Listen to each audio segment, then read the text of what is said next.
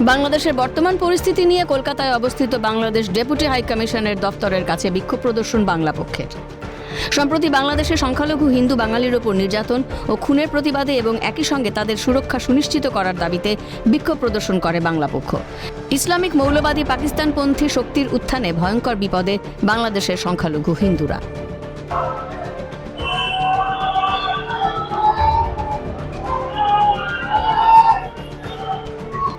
এদিনের বিক্ষোভ কর্মসূচিতে সংগঠনের অন্যান্য সদস্যদের সঙ্গে উপস্থিত ছিলেন সংগঠনের সাধারণ সম্পাদক গর্গ চট্টোপাধ্যায়।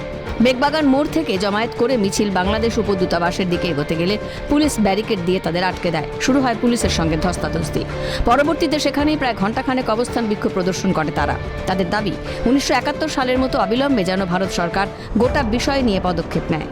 বাংলাদেশের সঙ্গে সব রকমের বাণিজ্যিক ও কূটনৈতিক যোগাযোগ বন্ধের দাবি ওঠে বাংলা পক্ষের তরফে।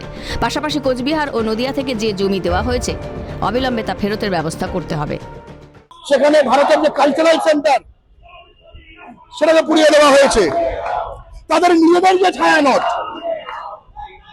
ভারত তো নয়, তাদের কাছে পররাষ্ট্র, তাই নিজেদের যে ছায়ানট সেখানে রবীন্দ্রনাথ, লালন ফকির, নজরুল ইসলামের ছবি প্রতিকৃতি লুটালুটি খাচ্ছে, পুড়িয়ে দেওয়া হয়েছে।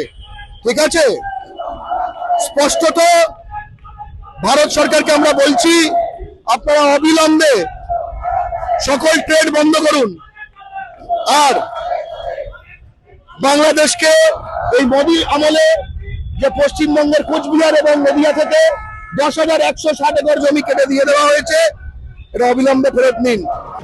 উল্লেখ্য, জুলাই গণ অভ্যুত্থানের নায়ক শরীফ ওসমান হাদির মৃত্যুতে রণক্ষেত্র বাংলাদেশ। বঙ্গবন্ধু মুজিবুর রহমানের ঐতিহাসিক বাড়ি ভাঙচুর, আগুন ধরিয়ে দেওয়া হয় শেখ হাসিনার ছবি দেওয়া পোস্টারে। শুরু হয় চরম নৈরাজ্য। ভারত সরকারের কাছে এখন একটাই আবেদন, ভারত বিরোধী মৌলবাদীদের ঠান্ডা করুক ভারত সরকার। ক্যামেরায় জনি মণ্ডলের সঙ্গে বিক্রান্ত রায়ের রিপোর্ট, ক্যালকাটা নিউজ।